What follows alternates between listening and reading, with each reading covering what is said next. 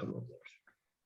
Okay, so today we will be discussing about not any particular topic, but rather what we have seen so far in the topic in the general or broad concept of compression.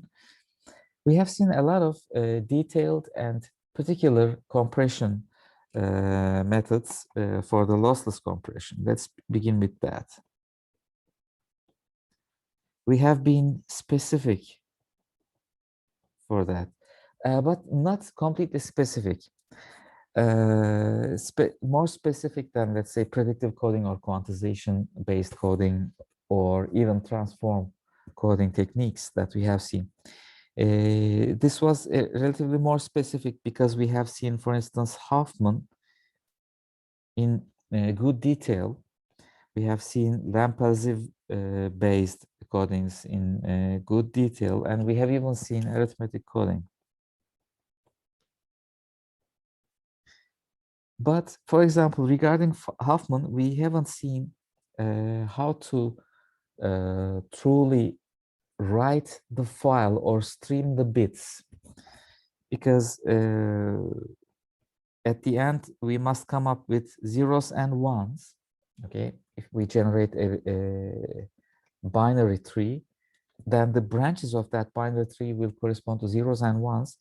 Those zeros and ones, to be specific, to be more specific, must be stacked first, collected a little bit, like 0, 1, 0, 0, 1, 1, 1, 0.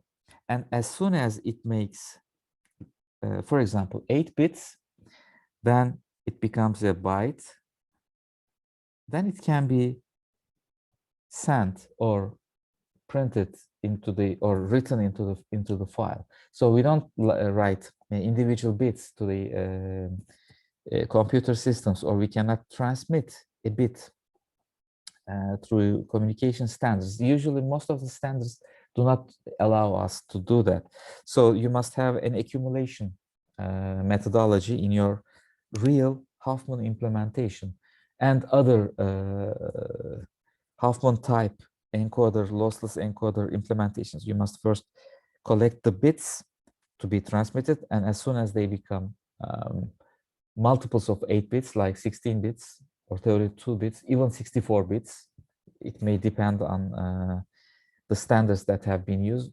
Most of the current computers are 64 bits, right? So you must collect 64 of these bits and then write it all together to a file. Lampalsiv coding will also carry that kind of a problem, but in a different level. If you may remember, for example, in LZ77, we were looking at how much backward we have to look for, and how many symbols we have to copy. So we are coming up with two numbers. The representation of those two numbers must be in the form of a byte or an integer word. And we also have some other symbols that are reserved. So if you look at the implementations of these, you will notice that these Lampalsiv type coders are usually difficult to understand when you look at the program, when you look at the software. But we just saw the idea about what it is really looking at, but we didn't check how it really works as a program. So you have to be careful about how to make the representation of for example, in LZ78, there is the index inside the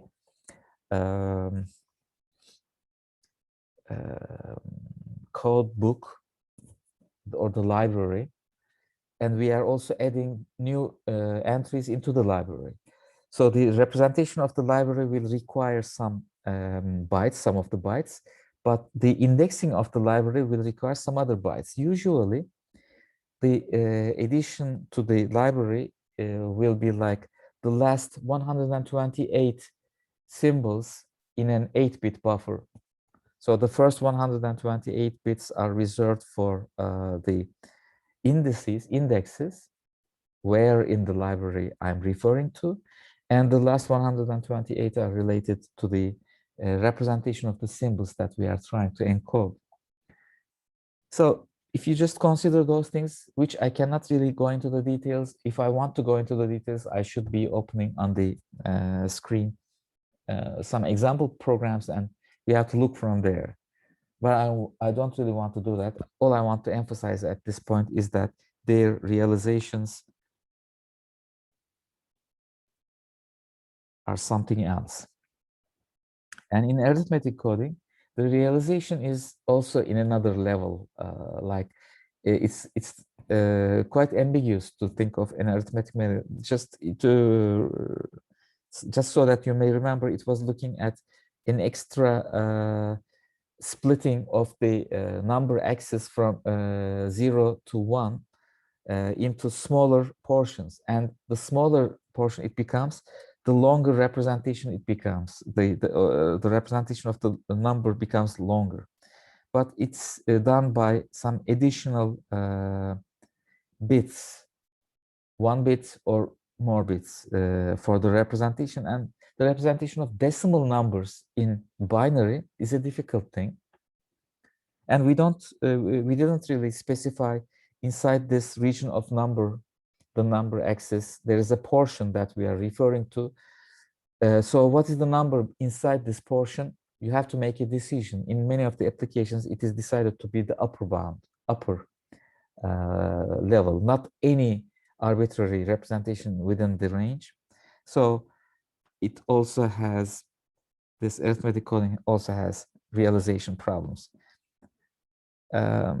So these words are just to emphasize you that when you look at available codes of these or software source codes of these algorithms, you may be a little bit surprised. They look complicated. They are not as simple as they mean to be, as the explanations that I have given you. But for us, of course, we are just learning the basics. And if you want to implement them, you have to be careful. The next stage were vector quantization and quantization. And I was not very much specific for this one because quantization is just a quantization, and afterwards usually comes the lossless coding. So the quantization has nothing to do with the implementation in many of the cases. But there is a problem about the quantization error versus quantization under different quantization styles that are tabulated already. So I want to mention that there are tables to estimate the distortion at a given rate. And we didn't see much of those things, but in an exam question format, I intend to a little bit jump into this kind of an issue with the for these cases, depending on the distribution, the probability density function, which is fx of x. We may have, for example, uniform quantization, or we may have an optimized quantization. And then depending on the rate, usually a function of rate, let's say f1 of r and f2 of r times the variance will be the distortion. And it's inverse proportional to the rate, of course. It's like 2 to the minus 2r kind of a thing, function we are talking about. So f of r is usually something like a times 2 to the minus 2r kind of thing. But they may differ. They may even be in the form of a table, as I previously indicated. Not really it's a function of R, but for this particular R, the value is this, and for the other particular R rate, the value is that, etc. And the sigma square that we have here is just the input variance.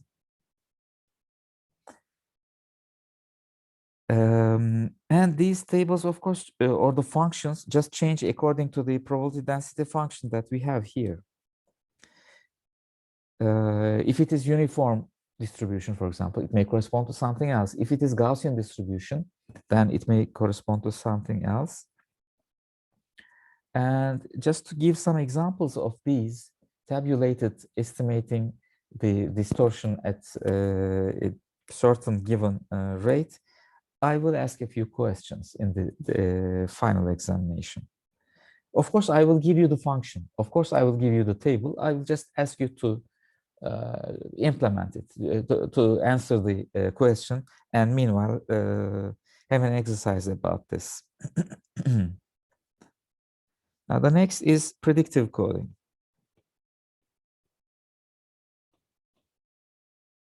We were a little bit more specific in this case because we have seen, for example, the DPCM, differential code, the pulse code modulation, where the quantization was inserted inside the predictive coding. The differential pulse code modulation was actually mentioned a little bit. If you check back your notes, you will notice that we talked about that, which is a very specific way of dealing with predictive coding. But the predictive filter optimization is something that is done regardless of the quantizer. We didn't talk about, for example, one case where the quantization and the predictor are optimized and designed together. And that is something fascinating, and it gives you a very nice performance. But we didn't mention about that because it's a detail. We know how to optimize the quantizer. We know how to optimize the prediction filter, at least in the linear sense. But how can we optimize them together? And most of the scientists are not really pretty much interested in those things, except for standard organization committees where some fine tunings can be done experimentally. So this quantization and prediction optimization altogether, I'm not aware of any scientific method to do that. Usually we do it on several input signals like images and sound signals, etc. And on those we do some fine-tuning optimizations. But in predictive coding, there are some other well-known applications. Let's talk about those applications. One of them is speech coding. And I have previously mentioned about this, so I would re-mention about it. One of them is LPC, which corresponds to linear predictive coding, 1 by 1, 10, which means there's 10 coefficients. And in speech, the LPC10 takes a speech signal, something like this, let's assume. Okay, a very bad illustration, sorry for that. And it splits it into some certain milliseconds of segments and just makes an observation, a first initial observation of two things. One, is it voiced? And second, is it unvoiced? What do they mean? Voiced means vowels, okay? And unvoiced are sharp consonants that we say, which do not have a fundamental frequency. Basically, they are like more like random noise. The voiced are they have a frequency, fundamental frequency or a fundamental period, let's say that they have a fundamental frequency omega 0, the unvoiced, and they have an amplitude, of course, as well. And the unvoiced are, they have a probability density function, sort of an unvoiced, since it is a random signal, it must correspond to a density function, a distribution, in other words. But we will assume that it is just white noise at the input stage, because these two cases of voiced and unvoiced will proceed as follows. The voiced case, it has a fundamental frequency or a fundamental period, will be formed or formulated in the form of an impulse train. This is the input impulse train that is passing through a filter which is optimized according to our LPC model. So let's say that this is the input filter, and the output then becomes a periodic signal like this, with harmonics, of course. So, for example, this part will essentially correspond to these voiced segments, okay? So we are trying to reconstruct that voiced segment, the quasi-periodic, according to filtering a periodic impulse train, which is a periodic signal.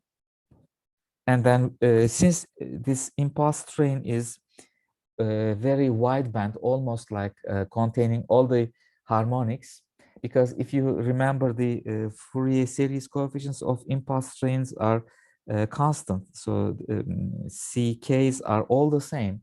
We have all the same Fourier series coefficients. By filtering, we can now suppress some high frequency Fourier series coefficients, etc. So it's easy to shape in the frequency domain this impulse train.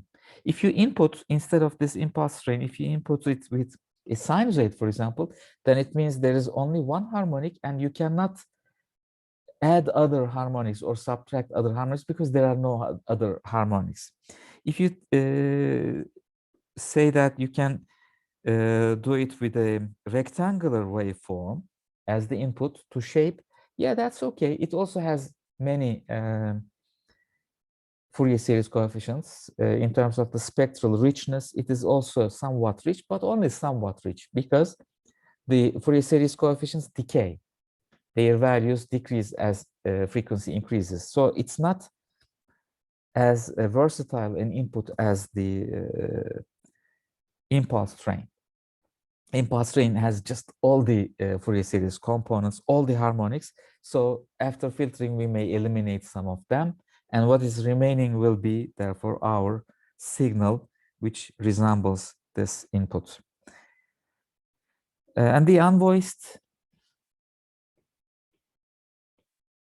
will generate just a white noise. Okay. And this white noise is now filtered. And the output of the filtered white noise will again be a random signal, but this is white. And when we filter it using a linear filter, it becomes colored noise. So that is the difference. It's like the sunlight containing all the colors. So it's white, its spectrum is flat.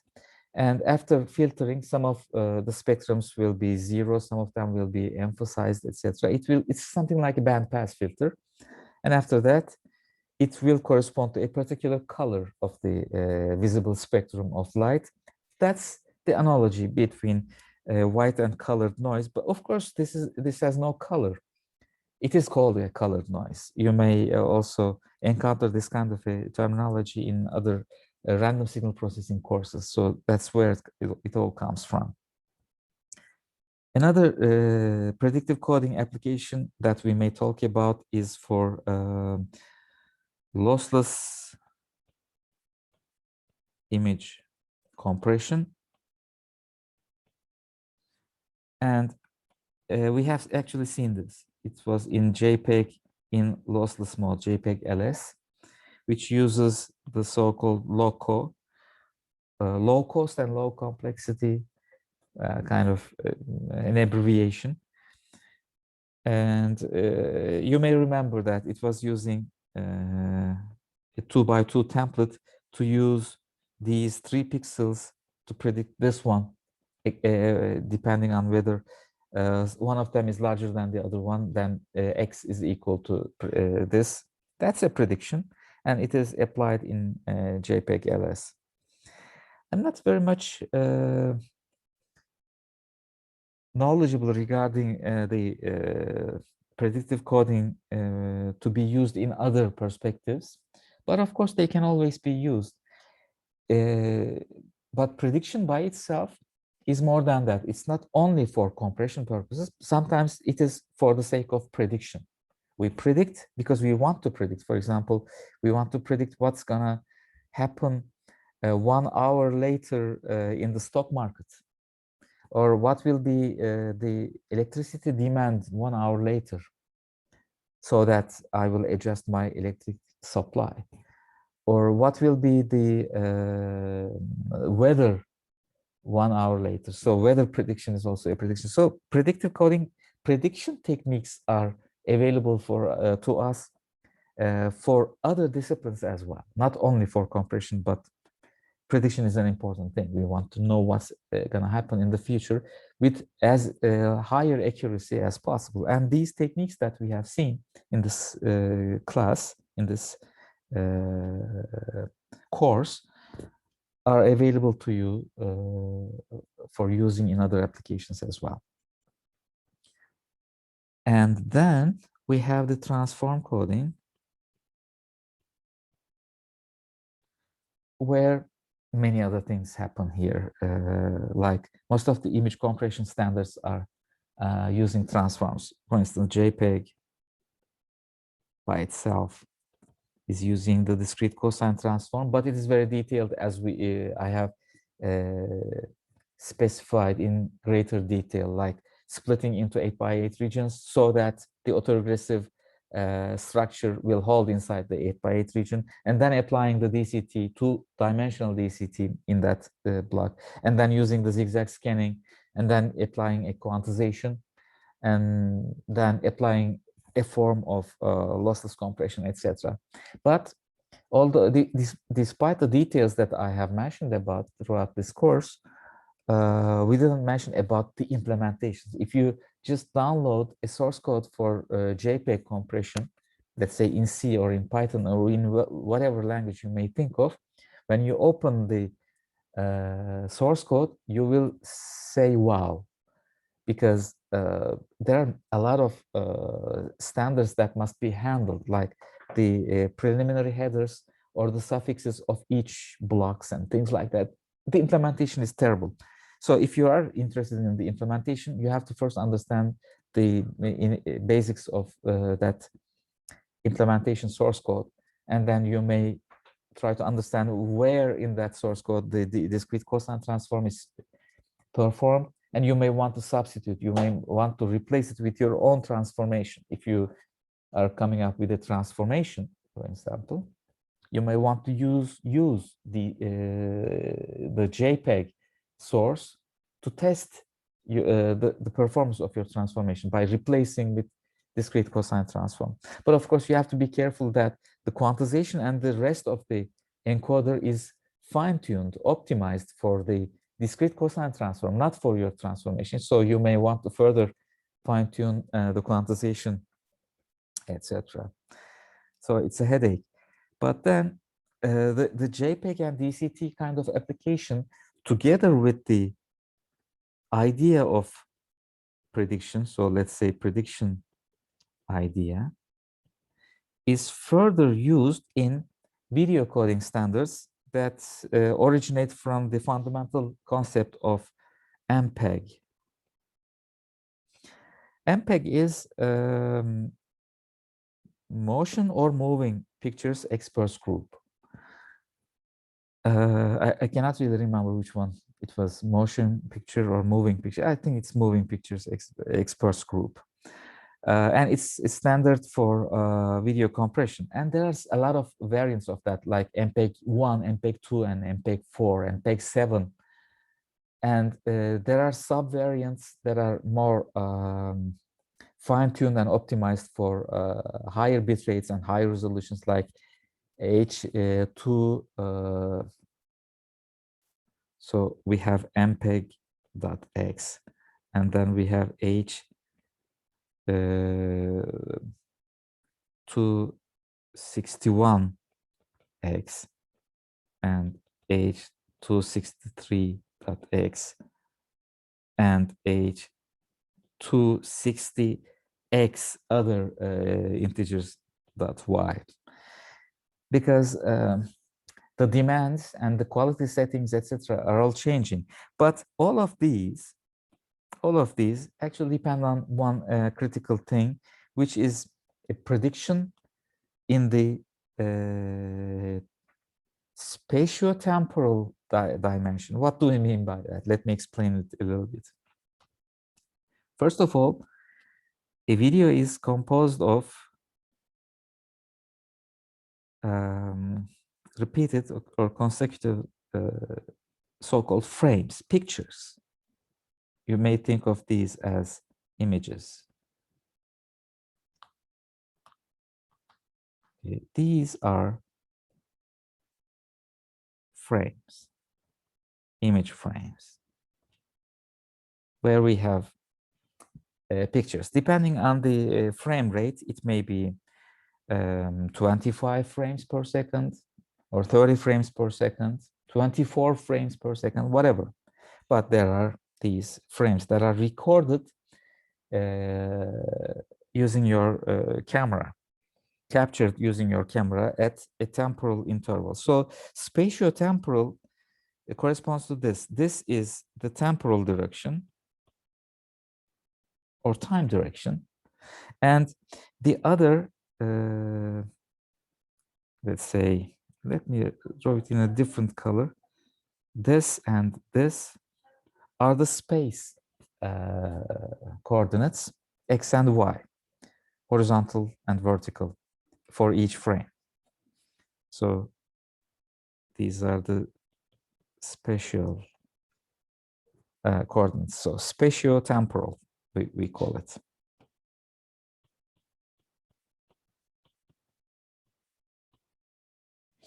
So what's the prediction that we do in this spatiotemporal direction? It's called the motion prediction.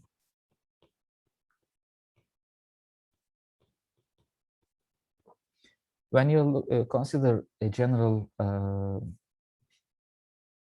video, the motion could be anything. It could be the motion of an object, or it could be the motion of a larger object, or it could even be the panning of the camera or zooming. There may be very complicated motions.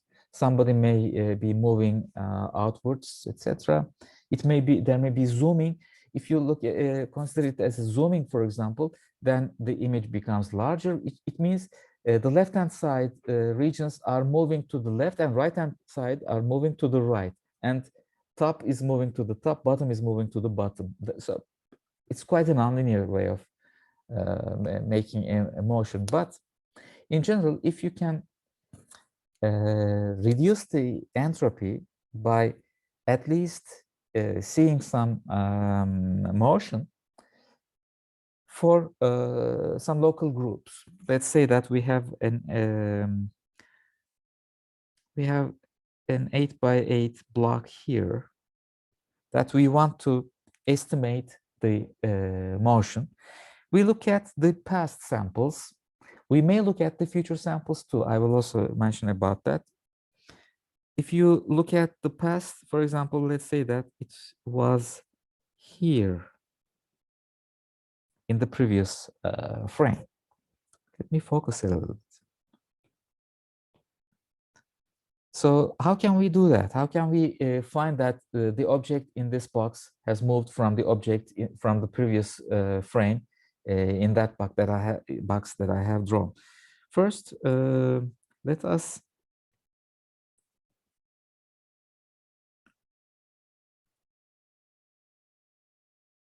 or let me show you what the coordinates in the new frame would correspond to. It's shown in red. So in the new frame, it's in the coordinates of the red, but in the previous frame, it was in the black portion. So what's the motion detection? First, we must detect or find or evaluate the motion. And the motion that we evaluate is just done by searching. We search this box, which is we just crop it from there, and we slide it over a vicinity of this part. Make a sliding window and try to match it. How can we match it? We may subtract pixel by pixel and see the difference. If the difference is the lowest, we say that that lowest part would correspond to the best match. So I will assume that from this black box in this frame to the black box in this frame, we made that kind of a motion because they are the same. This black box is the black box in frame number 1 is now here in frame number 2. It has moved to there. I found it by just comparing this box to the boxes here by one sliding and making a template matching. And then it gives me okay, let me keep it in red. So the other one will be the black one, like this. So let's say from here to here, this is called the motion vector, consisting of, let's say the M vector consisting of M1 horizontal motion and M2 the vertical motion, just two integer numbers. These two integer numbers are the ones that we encode in MPEG. So we write these two numbers into the bit stream. But even after the motion compensation, when we compensate for these two and align the two objects on top of one another, they will still be, so this black minus the red will be equal to some residual, some error image. So this is the error image. And this error image is a low entropy, low variance image, which can be further compressed using the DCT method, just like doing a JPEG. But only the error image is JPEG applied, and therefore we come up with a compression. If you do not do a good motion prediction, motion compensation, then this error image will be larger, and its JPEG compression will give you a larger file. So the compression will be less. It's best to come up with as good a template matching or motion matching as possible, so that this compression is large, or the file that we generate is small. That's how we do the compression in videos. This is the fundamental idea. But here I was looking at only the previous frame. In fact, I could do more than that. For example, I could say that this frame is a predictive kind of frame, which is looking at the previous predictive kind of frame, which was predicted from the previous one, which was intra-coded. So the structure of the frames are important here for MPEG. You have to decide where to look at for the motion compensation for that particular frame. But if you indefinitely look at the past for motion prediction, then if suppose that one of the frames is lost during the transmission, we are all watching digital television like YouTube or Netflix or things like that, right? So if a frame is lost, how can I continue the other frames? They all depend on each other, one another. So once an error is made, then you are lost completely.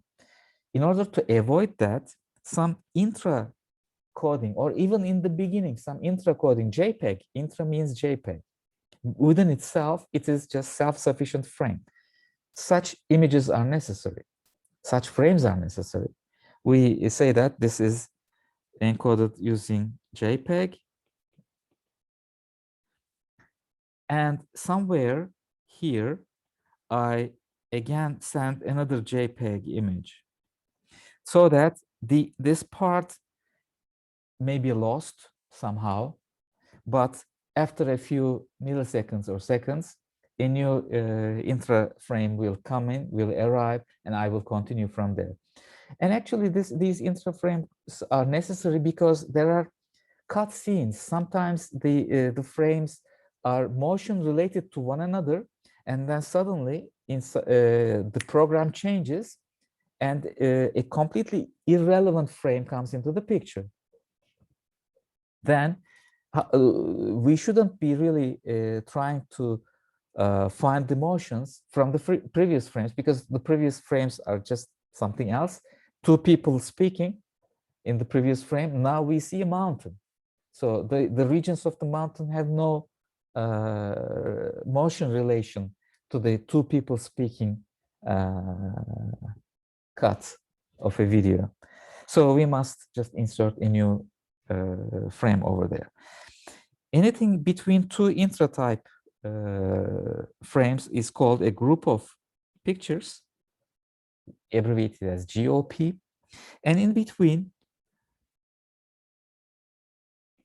we have some other frames. One of them is the P, which depends on the previous. But there are also so-called B,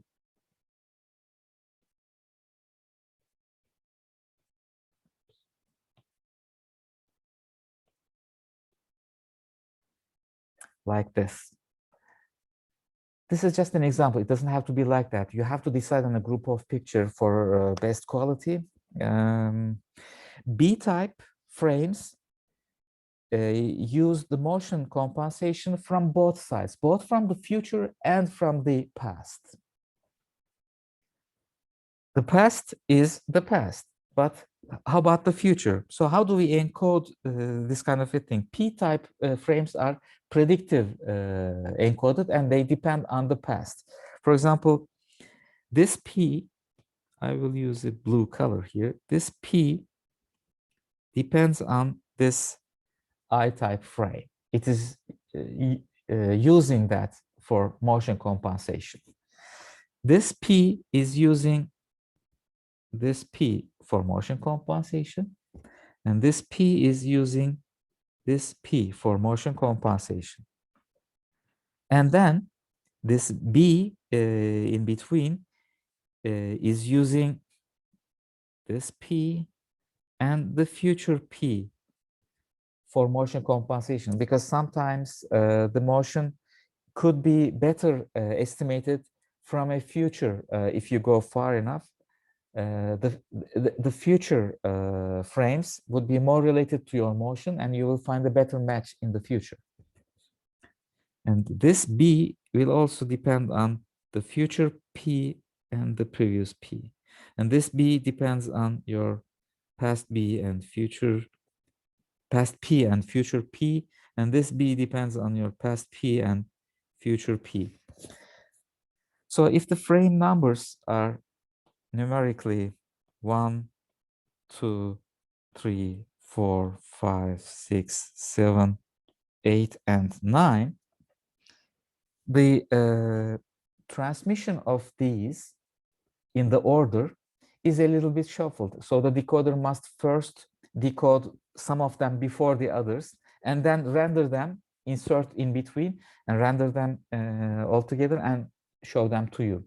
There is usually a buffer of a few milliseconds or up to a few seconds, actually, where some of the frames are stored internally and resorted and then shown to you. If you are using a digital television with a set-top box in your homes, you will notice something. There is an analog streaming, which not the digital streaming, which arrives before. Just open to television. One of them is an analog input for the same channel. Let's say TRT1. Okay, you're watching. You will notice that between the digital television through the set-top box and the analog relay, you will notice that the analog TV is ahead. It comes first. And then 1 second later, the digital will do the same channel, but it's 1 second delayed. That 1 second or a few seconds sometimes. Those few seconds are due to this internal buffering, sorting, decoding, etc. It's used for decoding purposes. So for instance, for this one, the shuffled ordering is one must be transmitted. So the transmission order is this one. One comes first, and then comes two, because it depends on one. And then comes 5, because 5 depends on 2. And we need 5 and 2 altogether to transmit or encode 3 and 4. 3 and 4 are here and here. They depend on both 2 and 5. So 3 and 4 is transmitted later. So at this point, we have to wait until this part to make a sorting that we can now display 1, 2, and then this 3, and then this 4, and then this 5 in the display order. And then after 5, we must transmit 8, this one, because it depends on this 5. And 5 and 8 are necessary to encode 6 and 7, which are B types. And then finally, of course, another I arrives, which is 9. So as you see, the transmission order is shuffled like this. So these are some interesting details regarding MPEG type encoders. And after the motion compensation, there is JPEG, still further JPEG compression, whose standards are a little bit different, because the error images are not like the natural images that we come up with, so the quantizations are different, etc. So, but the idea is like this, and the searching for the motion is also quite an art by itself. If you have a course, or if you just attend a course related to particularly video coding or video processing, you will learn a lot of speeding up details regarding how to find the best motion compensation. It's not just brute force searching for the best, like sliding window. You look for here, here, and here, and here, and here, just 5 points. You check, and then you see that this one is showing the smallest. So you proceed over that direction and check for 5 more. That's called the diamond-like scanning of the motion, and to find and to focus to the correct, or at least the minimum position. There are some technical details like that. So that's what I want to talk about regarding the video compression. And then we have JPEG 2000, which is using the subband coding in the following way. It applies a subband decomposition of a two-dimensional image like this, and it applies a one-level splitting. A subband decomposition was like this, if you may remember. There's a filter, and then there's downsampling, and then another filter, and then downsampling. So it splits into two. One of them is low-pass filter, the other one is high-pass filter in general. We have seen one case for this. And there is a reconstruction part for that, which is upsampling and the corresponding reconstruction filter, upsampling and corresponding reconstruction filter, and then you add them up. So this is subband decomposition and reconstruction. This is one level subband decomposition, which splits into two parts. So you first apply it, for example, to the rows of the image. And you say that this top low pass part is drawn first. It's half the size because of this downsampling by 2. And because of the downsampling by 2, another half size high pass signal is obtained. So you stack them one after one another for every row. So you have this row consisting of this upper part, and then this row consisting of this second part. You render like this, and you do it for all rows, which will essentially look like two separate images, two distinct images. The right-hand side image is a high-pass image, and the low-pass image is at the left-hand side. After doing that, now you perform column-wise vertical subband filtering, which splits each of these narrow like images into two. This one is split into two, top and bottom, and this one is also split into two, top and bottom. These these three images are high-pass images. They usually show the details of the or the edges of the image. For example, if you have a person, then the edges of the face, the mouths and the eyes, they become visible here and here and here. And here you come up with a low pass and downsampled version, a smaller version of the image, to which you can further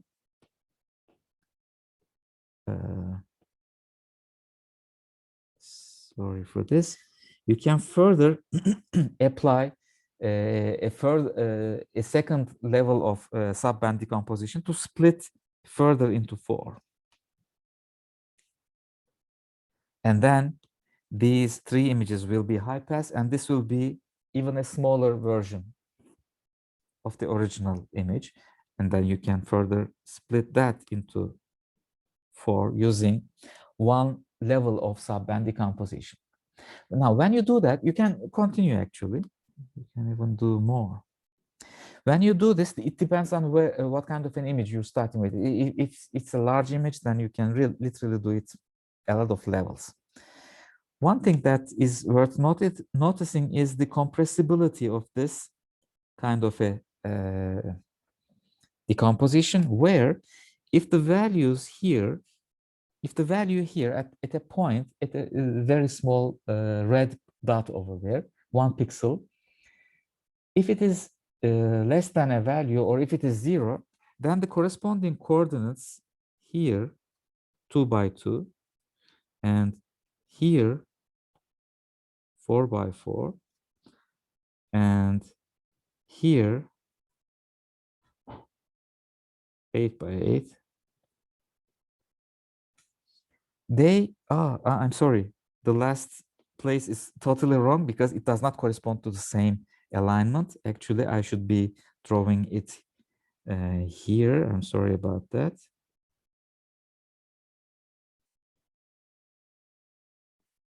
Like this.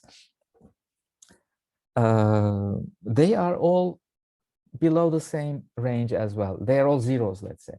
So this relation along the subband levels inspires the compression methodologies For example, we have a green pixel here, 2 by 2 green pixels here, a larger 4 by 4 and 8 by 8 green pixels here. Similarly, or even like this blue and this blue and this blue and this blue, for instance. So starting from the top to the bottom levels, there's a relation regarding the zeros or the lower values. And that relation is exploited to become a fascinatingly successful compression method, which is known as a 0-3 encoders. The fundamental or the first 0-3 encoder was by Shapiro. It was a paper due to Shapiro, and then it was even further enhanced for higher compression ratios by making clusters of these, partitioning those things, which is called set partitioning in hierarchical trees, abbreviated as SPITE.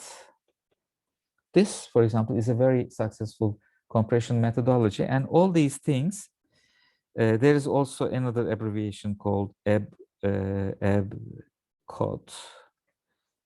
They all ended up with another standard known as JPEG 2000. And JPEG 2000, it's a newer standard than JPEG, but it's still an old standard.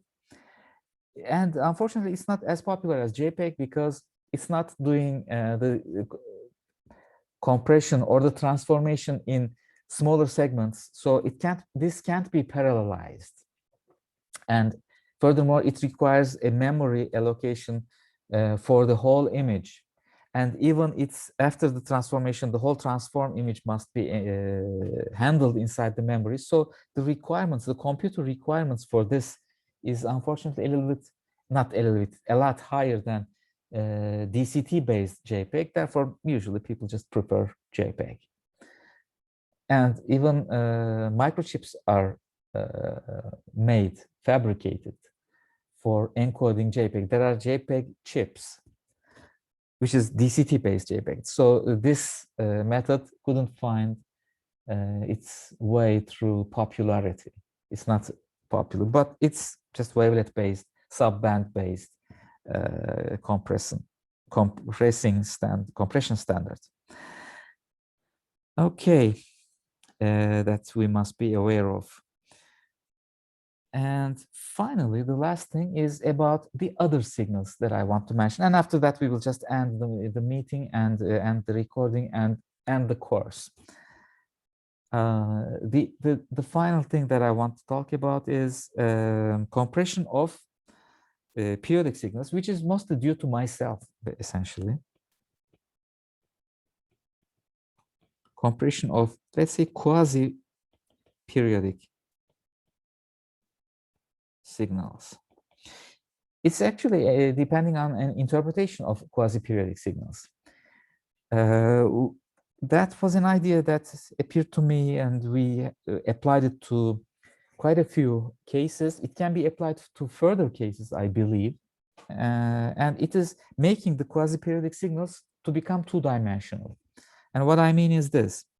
Let's think of the voltage waveform, okay, V of t, which is a sinusoid, as we know, right? But it's not perfect, of course, because, but ideally it must be perfect pure sine wave at, let's say, 50 hertz for our home systems. So suppose that we are just acquiring this through computer, and after sampling, we cut it from here up to here, and then cut it from here to here, which are all the same lengths, because it's this thing is periodic, and then render them below the other one to make it like two-dimensional. Actually, not like two-dimensional. It will become two-dimensional. So there will be one waveform, and then the other one is here, and then the other one is here, and then the other one is here. Of course, I'm drawing in a three-dimensional surface kind of thing. But if you look at it from the top, it essentially becomes an image, which whose value increases and then decreases and then increases again, a gray level sort of thing. So these peaks will become white, these bottoms will become dark, and these are increasing in gray intensity and then decreasing in gray intensity and then increasing. When you look at it from the top, it may correspond to several rows, but then it becomes like an image. And when we come up with that kind of an image sort of thing, then the compression of this will be very efficient, because two-dimensional, and you see in the vertical direction, the relation between these two pixels in the vertical direction are a lot. So if you use, for example, JPEG like compression or whatever you may think of, the compressed data for this will be very efficient, as opposed to compression of this one using MP3 and such other one-dimensional compression techniques. At the same distortion, the compression ratio here will be a lot more. Or at the same compression ratios, the distortion imposed by the compression here will be a lot less. Why do we compress? We compress these data usually if some errors occur. Okay, I have to confess that such two-dimensional rendition is not for compression purposes, it's for analysis purposes. For example, if something, some error like a voltage sag, which means if the voltage was like this and then it drops a little bit, happens, if that thing happens, then it comes out in the form of a line or a few lines in this image. And if I vertically high-pass filter that, these lines will become very visible. They will be emphasized and it's easier to detect, as opposed to looking at the one-dimensional thing. So one dimension to two dimensions for quasi-periodic signals, I just stacked down one another. We have also done this in another work for solar radiation, because in solar radiation within one day, so this is for voltage, in solar radiation,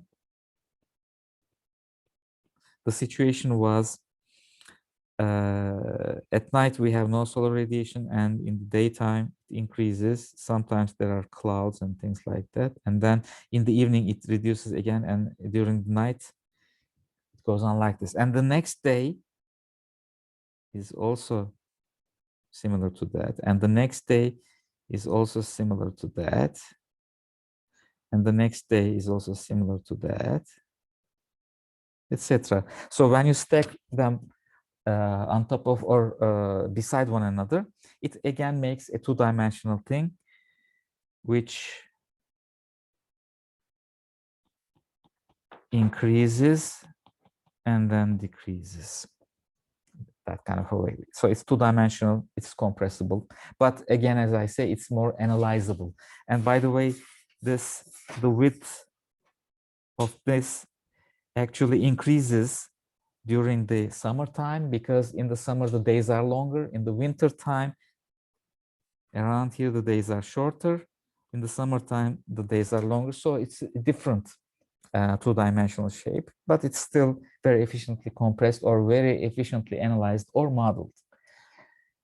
So I somehow recommend that if you can think of these repetitive patterns in any of the data that you may come up with, you may try to apply this kind of a two-dimensionalized approach and see what's going on over there. It may help you in your compression purposes as well as in your analysis or modeling. So there is something I can't think of. There are so many details regarding this compression business, like adaptive compression, adaptation of the compression parameters, which are related to signal processing. And the more recent approaches to compression are utilization of artificial intelligence and machine learning and deep learning to compression. So can the system learn how to compress it more efficiently? That is also quite a fascinating way of looking at things. And most of the modern paper submissions to conferences or to journals are more related to application of artificial intelligence and machine learning for compression. But of course, this is the first compression course that you have encountered, and therefore I have to talk about the basics, and we don't have the time to talk about more recent things. But of course, it may be your project presentation or your research idea that could be for the modern techniques. I hope you will be able to find some modern techniques to talk about. I'm also quite curious about those things. I always like new and modern techniques. Probably I've forgotten to mention a lot of things, a lot of significant and critical things too, but we don't have the time for that. So I will have to stop at this point and ask you if you have any questions, particular for any coding and compression standards. I didn't, for example, I forgot to mention about why we are compressing these voltage waveforms. They are compressed in case of detection of a fault. If there is a quality issue in the power system, it may be detected, and that segment is usually stored for future analysis, so that we analyze and see what happened in that case and who is responsible for that. It's like an evidence, a criminal evidence. So these are recorded for that purpose. And the recording requires compression. That's why we are compressing. All right. So, do you have any questions? If you don't have any questions, then I'm ending the meeting at this point. And I will put the announcements regarding the final examination and the project presentations and all that on the Canvas webpage. And we will communicate like that. If you may come up with further questions, you can always ask by email, of course. No question, thank you. All right, then. Okay, then I'm ending the meeting and ending the recording. And that's all I wanted to talk about throughout this course. And this also concludes our course. Goodbye.